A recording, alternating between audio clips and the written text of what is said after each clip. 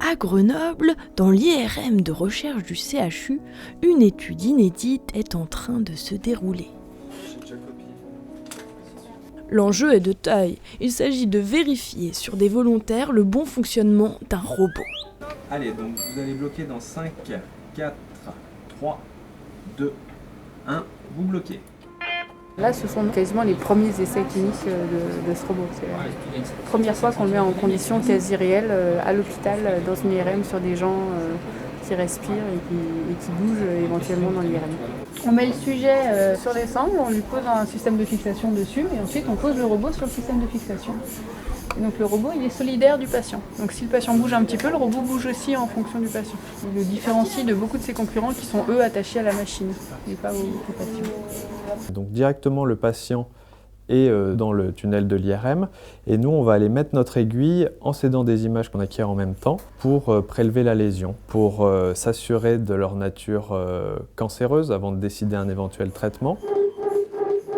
Et donc le robot va permettre d'atteindre des cibles qui ne sont pas forcément atteignables aujourd'hui et donc pouvoir éviter la chirurgie ouverte à des patients en insérant une aiguille au bon endroit. Donc la radiologie interventionnelle, c'est faire une intervention dans un appareil radio. En général, c'est un scanner. Nous, on va le rendre aussi possible dans l'IRM. Donc ce qu'on veut faire, nous, c'est aider le clinicien et porter l'aiguille à sa place. Et le robot connaît les déplacements à 1 mm près. Et donc ça permet de tenir l'aiguille pour le clinicien et d'insérer l'aiguille exactement là où l'a planifié le radiologue. Le robot permet d'éviter des allers-retours, une plus grande précision et plus de confort pour le patient. Dans les appareils d'IRM, le champ magnétique extrême interdit toute présence de métaux ferreux. On voit notre petite cible, notre point d'entrée, puis on voit l'aiguille le long. Effectivement, comme le robot est tout en plastique, on ne le voit pas du tout dans l'IRM, donc il n'y a que des petites mires qui flottent en fait pour repérer où il est dans l'image par rapport au patient. Petit retour en arrière. Tout près du CHU, dans le pavillon Taillefer, le CICIT taille, non pas du fer, mais un robot. Nous sommes ici dans la salle des gestes médico-chirurgicaux assistés par ordinateur, où seront conçus des nouveaux dispositifs médicaux. Et donc nous allons suivre la maturation de ces dispositifs et les accompagner jusqu'à leur validation clinique au sein du CHU de Grenoble. Donc, le projet Robacus est un exemple type de projet que le CICIT de Grenoble souhaite accompagner. Donc, le prototype a été développé au sein de cette salle de manip et donc c'est un des projets phares de notre unité. Avant même que je sois arrivée, donc le premier prototype avait été développé, donc c'est un peu le grand-père il a plus d'une dizaine d'années. Et donc depuis, il y a eu énormément de travail pour réduire la taille et puis pour le faire aller plus vite et être aussi de plus en plus précis. Le robot, il consiste dans une boîte de moteur, une boîte de contrôle, et puis le robot lui-même qui est monté sur le patient.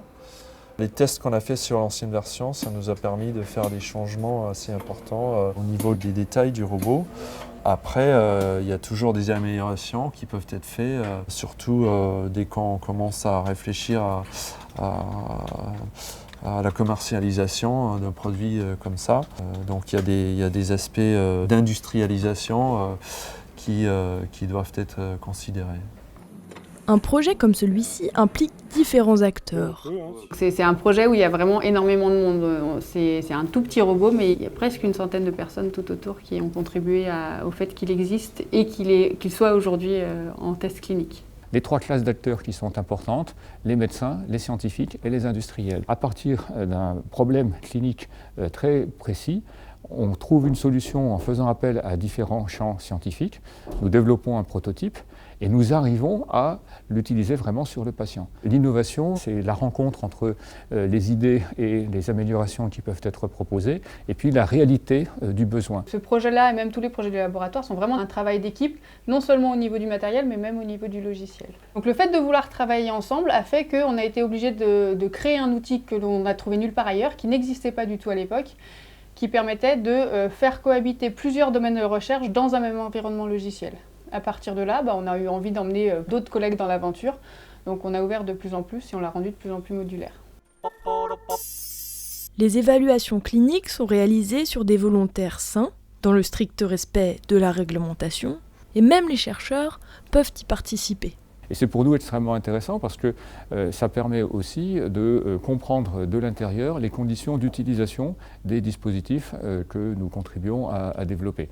Et quel est le modèle économique d'un tel projet ? C'est un robot qui, dans sa conception, est moins cher que les énormes robots qu'on connaît. Donc c'est quelque chose d'assez compact et qui, dans l'idéal, pour moi, pourrait être distribué avec tout scanner et tout IRM dans les hôpitaux, qui ferait de chaque scanner d'un hôpital un scanner non seulement un scanner diagnostique, mais aussi un scanner interventionnel. Oui, moi je suis assez optimiste parce que je pense que ce projet va effectivement rendre un service considérable dans le domaine de la radiologie interventionnelle. Et à ce moment-là, les acteurs industriels, dès qu'un produit peut effectivement rendre un service significatif, eh bien, peuvent trouver les modèles économiques qui permettront de le diffuser. Alors, ça marche ? Ah, c'est carrément encourageant.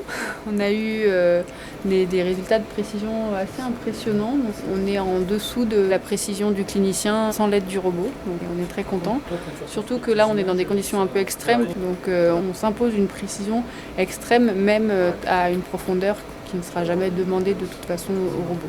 Donc, là, oui, c'est très encourageant, en tout cas, les résultats qu'on a aujourd'hui. Il n'y a plus de bruit, vous pouvez respirer.